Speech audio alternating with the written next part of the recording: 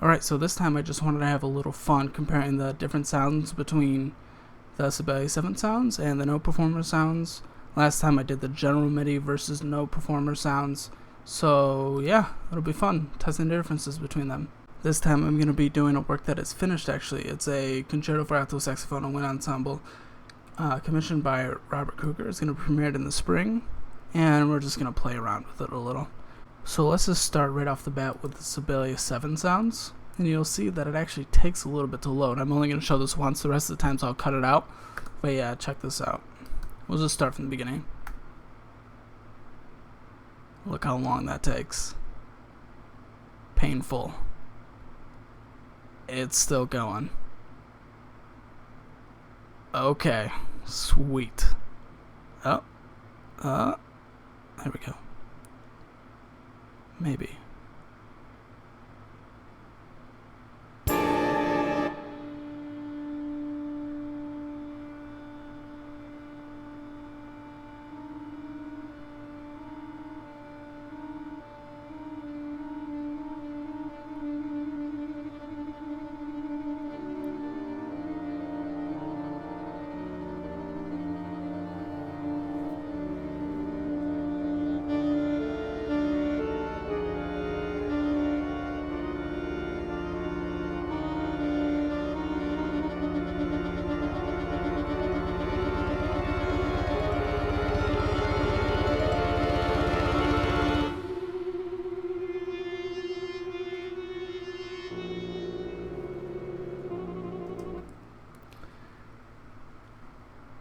Alright, so that was interesting. You can definitely tell that the brass are extremely quiet, which is the opposite of the effect in real life. But yeah, that's interesting.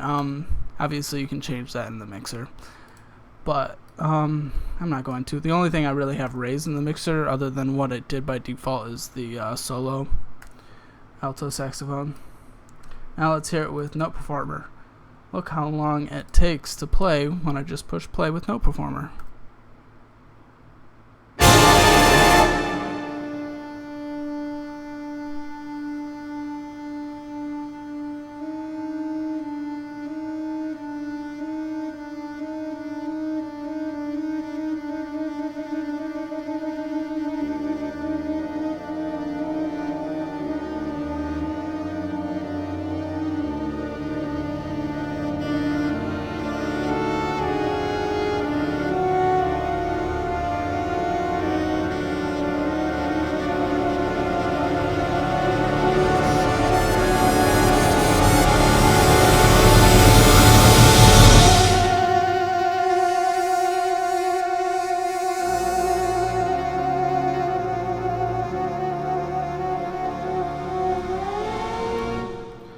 So to me, that's a much better quality sound.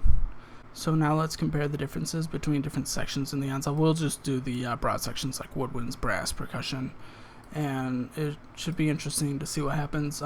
This is a pretty big moment in the piece. It's probably like the first climactic section, and it's a pretty groovy section. I think it'd be fun to play with. So we're just going to do woodwinds this time. We're going to go to Sibelius 7 sounds, and let's see.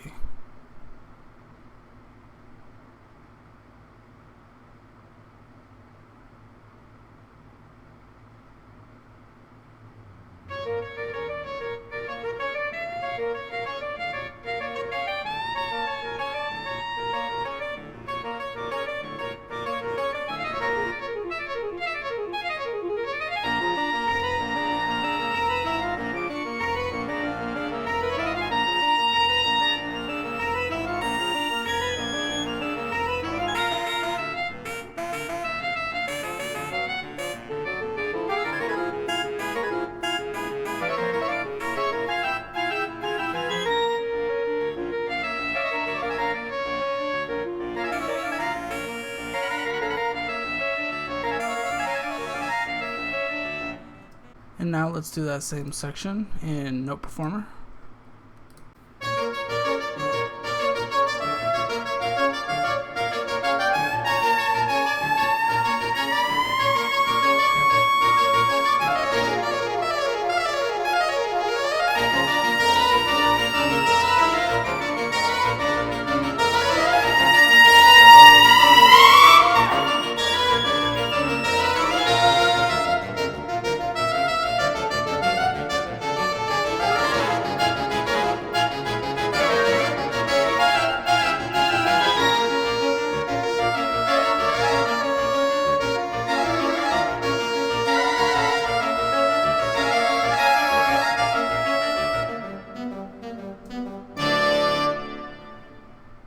So you could probably hear a couple differences between the two sounds.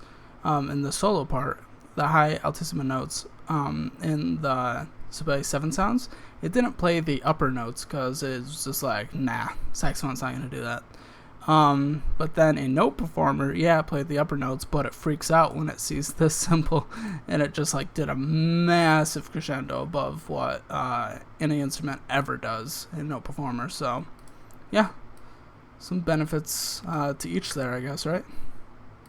Now let's do the same section, brass this time, though. We're going to do that with Sibelius 7 sounds first. Here we go.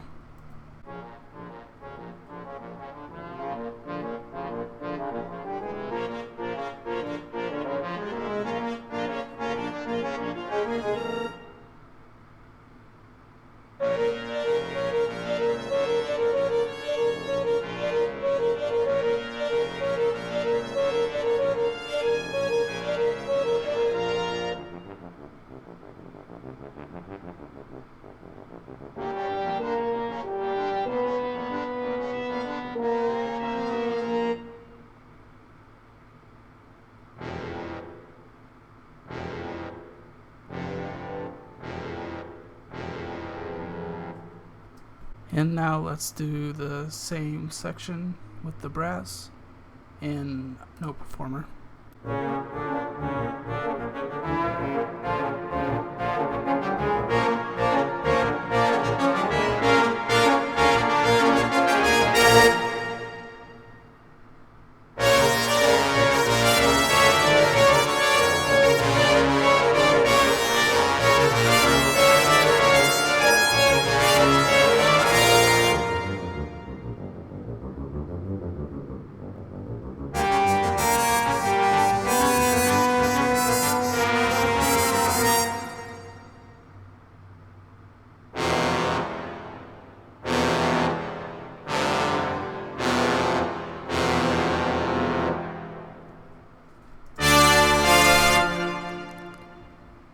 And now let's do that section in the percussion.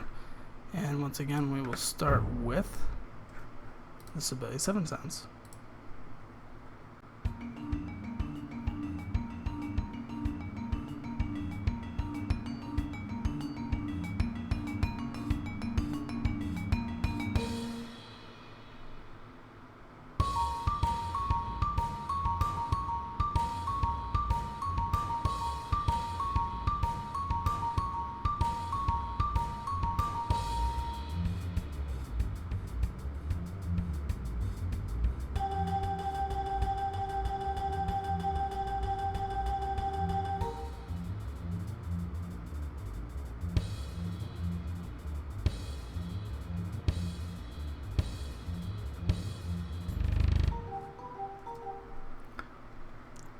Now, I think the percussion is where you're going to find the biggest difference. NotePerformer honestly doesn't have the best percussion, mainly because it doesn't have that many options, but the sounds that it does have, you know, the very basic percussion sounds it has, is far superior to Sibelius 7 sounds in general MIDI. So here's that section again in percussion with NotePerformer.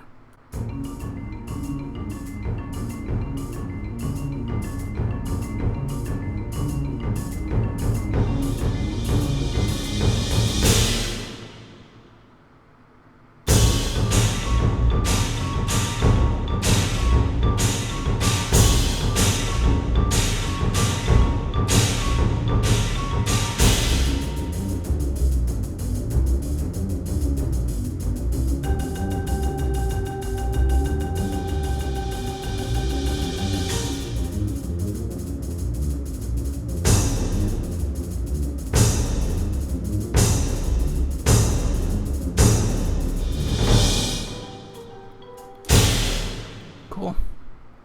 So now let's play that entire section with the Sibelius 7 sounds. Here we go.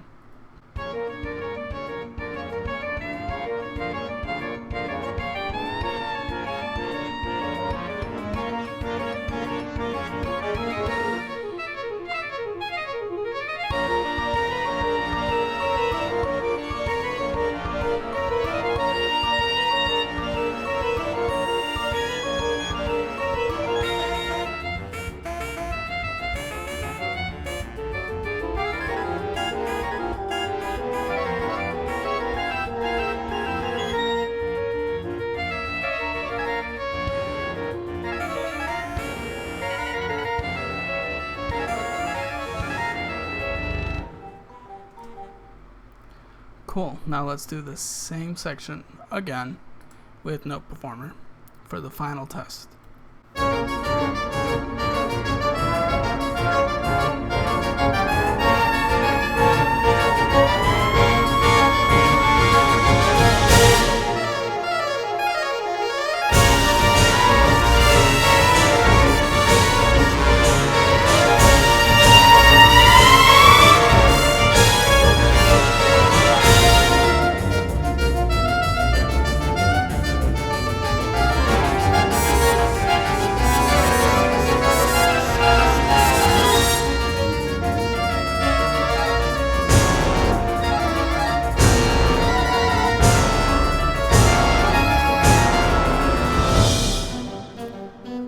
Man, the double bass player is gonna hate his life during this section. Now, after the video I posted the other day of comparing the sounds between NotePerformer and General MIDI, some people discussed how, well, Sibelius isn't meant to be a program that you put notes in order to put out a track that you want to like release the audio, like, hey, yeah, come buy this MP3 on iTunes for $1 because that's what this software is for. No, I think NotePerformer is just a great tool for composers to give you a better idea of what it may translate to an ensemble. Now, yes, as a trained composer, you are supposed to know how it will translate to an ensemble either way, but I just find this as a helpful tool, just like any other plugin, when it comes to helping your writing be better, quicker, and just, more helpful in any way possible. So I hope you enjoyed this comparison. I honestly just did it for fun, just like the other one. I love doing stuff like this. It's just fun. So maybe I'll do another one again. If I want to drop like way too many thousands of dollars into the Vienna stuff. Probably not soon, but maybe it'll be a thing. Well, thanks for watching.